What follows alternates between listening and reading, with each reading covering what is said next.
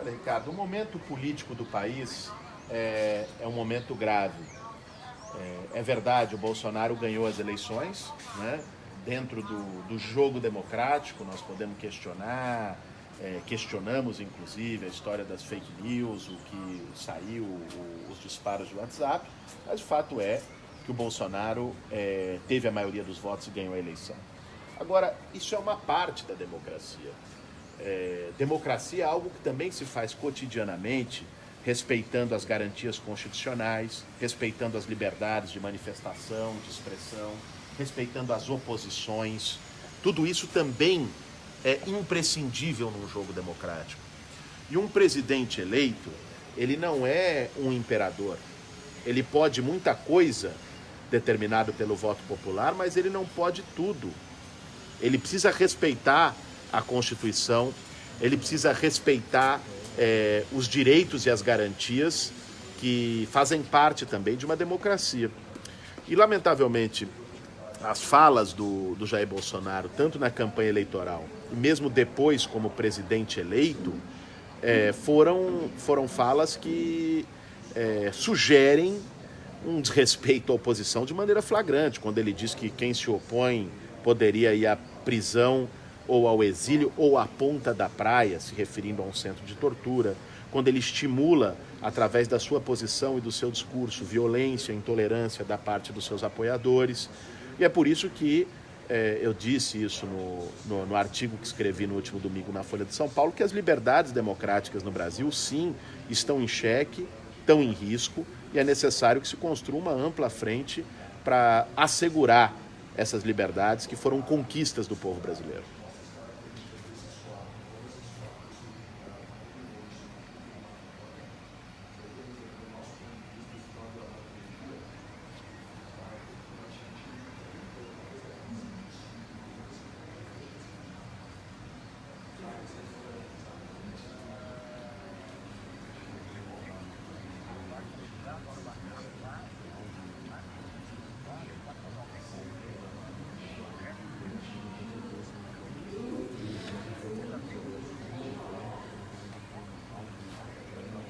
Olha, Ricardo, é preocupante e, naturalmente, esse é um risco.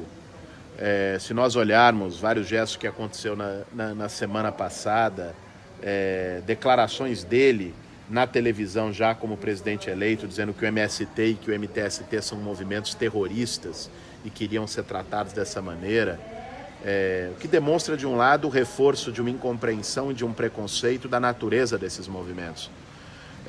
Como se o movimento social existisse por conta das suas lideranças, se as pessoas insuflassem. Olha, tem 6.300.000 famílias sem casa no Brasil.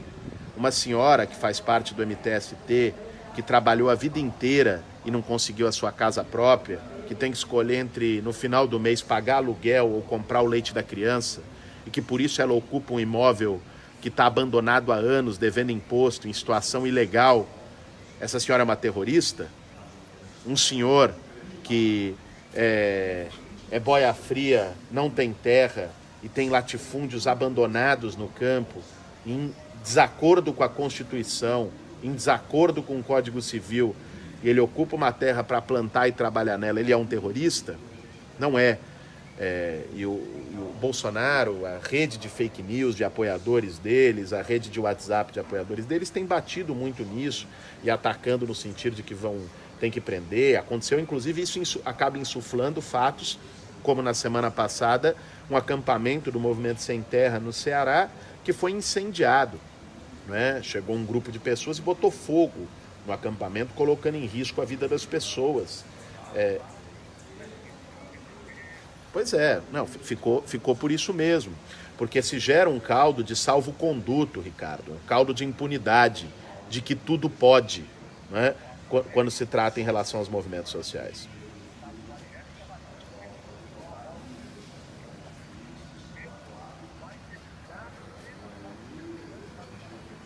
Pois é.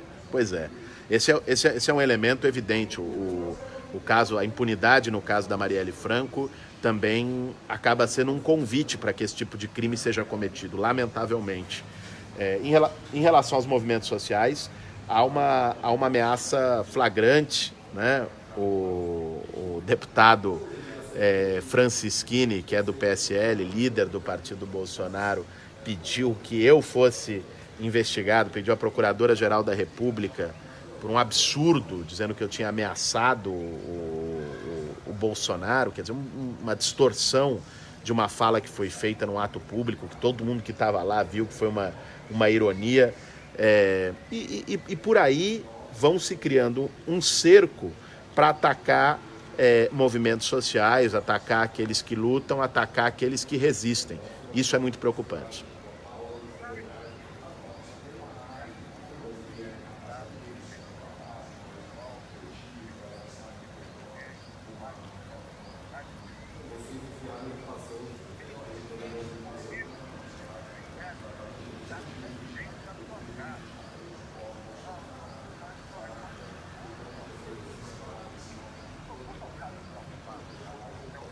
É incrível, Ricardo, esse preconceito, essa mentira que se difundiu sobre o movimento social.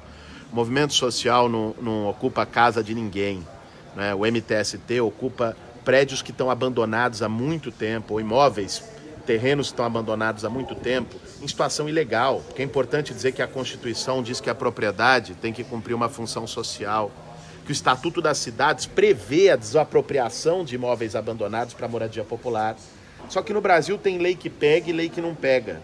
Quando ela enfrenta grande interesse de rico, não pega. Esse é o problema. O MTST nunca ocupou, invadiu a casa de quem quer que seja. Dizem que o MTST toma a casa dos outros.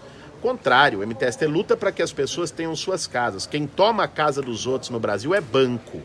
Nos últimos 5 anos, 70 mil casas tomadas pelos bancos. Esses sim devem ser qualificados como quem toma imóvel das famílias brasileiras.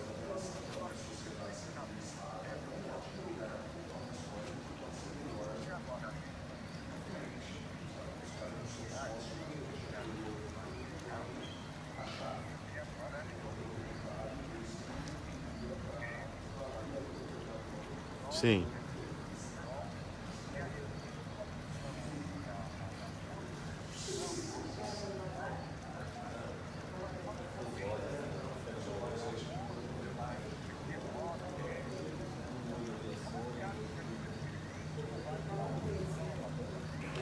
Ricardo, eu acredito que a oposição ao governo Bolsonaro deve se construir numa frente ampla em defesa da democracia, das liberdades democráticas e dos direitos do nosso povo. Não existe essa de vetar quem quer que seja, né? Eu acho que devemos estar todos que concordamos na defesa das liberdades democráticas, na defesa dos direitos sociais, devemos estar todos nas mesmas fileiras. Nós vamos trabalhar para ajudar a viabilizar e a construir uma frente ampla pela democracia no Brasil, que é muito maior do que qualquer diferença que possa existir no campo das oposições, no campo das esquerdas, no campo democrático, né? Existem diferenças, elas são evidentes, elas são legítimas, né? E elas devem continuar sendo expressadas. Agora, qualquer diferença que exista entre nós não pode se sobrepor à unidade na defesa da liberdade, na defesa da democracia e na defesa dos direitos sociais. É nesses 3 eixos que nós acreditamos que deva se construir uma frente de oposição ao governo Bolsonaro.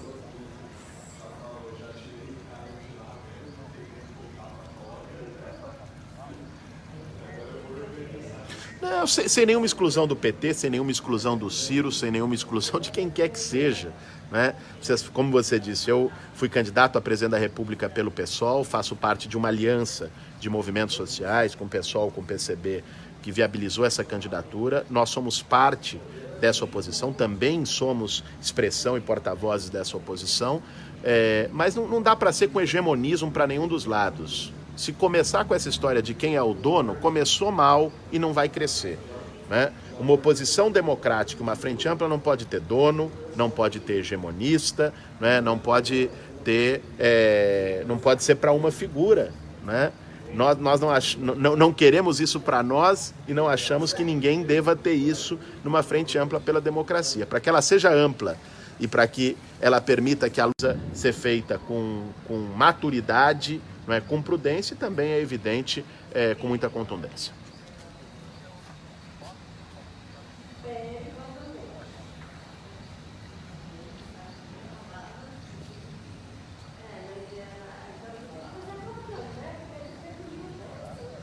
impressionante. Eu acho que foi um verdadeiro escândalo. Não porque um juiz não possa deixar a toga para fazer política. Tem todo o direito, outros já fizeram no passado, né? Ele pode abandonar a justiça e fazer política. Ele tem o direito de fazer isso como cidadão. O problema é que, ao aceitar o convite para ser ministro da Justiça do governo Bolsonaro, Sérgio Moro se tornou beneficiário imediato na política das suas decisões como juiz. Aí é que está o problema.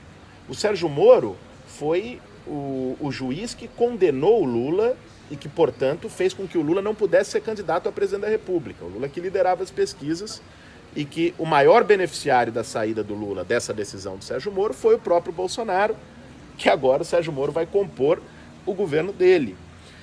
Então, só esse fato, e a imprensa internacional chamou atenção para esse fato flagrante, já é gravíssimo, porque mostra que não é que ele deixou a toga agora para fazer política, ele já estava fazendo política de toga, como havia sido denunciado inúmeras vezes. Agora, para além disso, tem um fato ainda mais grave.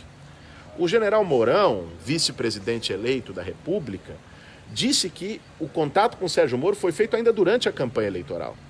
E durante a campanha eleitoral, logo ao fim do primeiro turno, o Sérgio Moro divulgou uma delação esquisita do Antônio Palocci, que não tinha pé nem cabeça, jogou um negócio com o objetivo evidente de interferir no debate eleitoral, a poucos dias da eleição.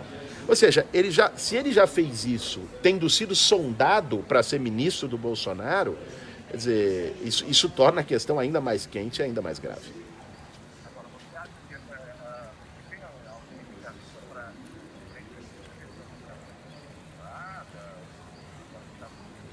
Nós vamos debater, evidentemente, com o PSOL, acho que temos que debater com o conjunto das forças de oposição, se cabe alguma iniciativa jurídica e como caberia. Agora, num primeiro momento, é preciso expressar a denúncia política desse acontecimento, porque é grave.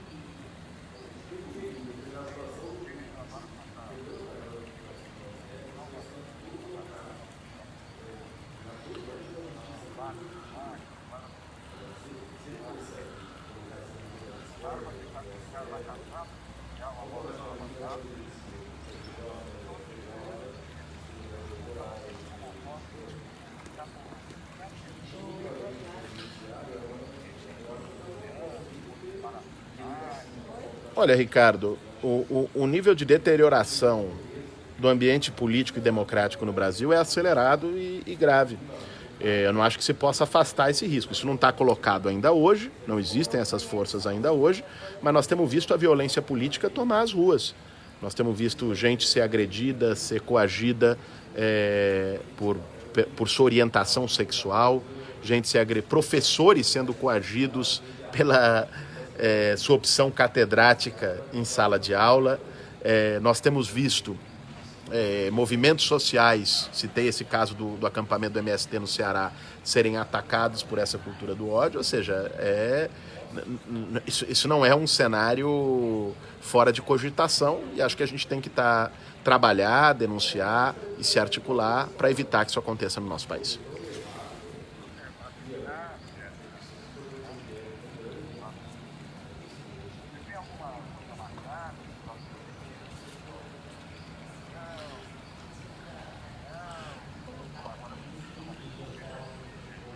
Olha, nós fizemos, Ricardo, uma manifestação logo depois do segundo turno, 2 dias depois, como um recado, um aviso de que nós vamos estar nas ruas vigilantes em defesa das liberdades democráticas. Uma belíssima manifestação em São Paulo e plenárias e manifestações em outras 6 capitais brasileiras.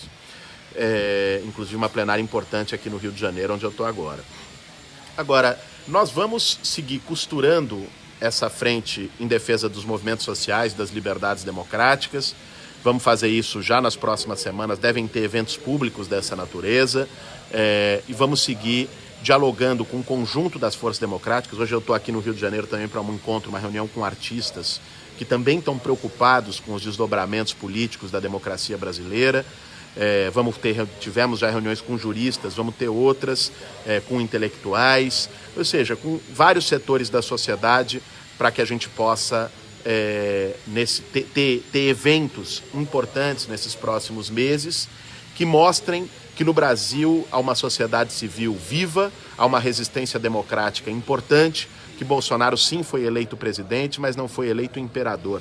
Ele não pode tudo e é importante que a sociedade expresse as suas convicções e estabeleça os limites para que a gente resguarde a liberdade que foi tão duro conquistar no nosso país.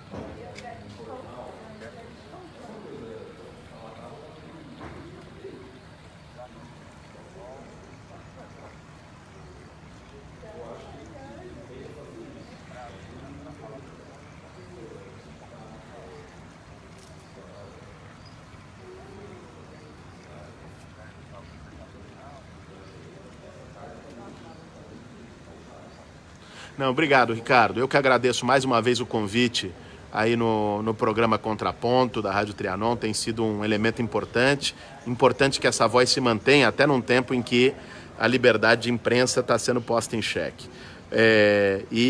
Enfim, vamos estar, não tenha a menor dúvida, ativos, vigilantes, firmes, com coragem para levar adiante a luta pela democracia, a luta pelos direitos sociais no nosso país.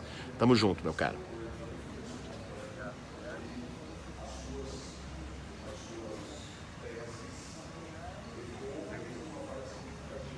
Obrigado. Um grande abraço a você e a todos os ouvintes.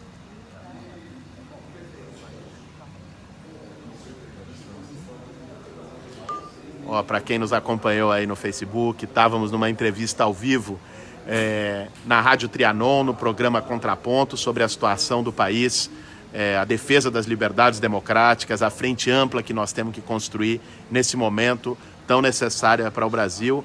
Estou hoje aqui no Rio de Janeiro, mais tarde vamos ter uma reunião com artistas, com juristas também, para fortalecer essa necessidade de união, essa frente, para que a gente possa defender os nossos direitos e defender o nosso país. Obrigado para quem nos acompanhou aí pelas redes. Um grande abraço, boa tarde a todos.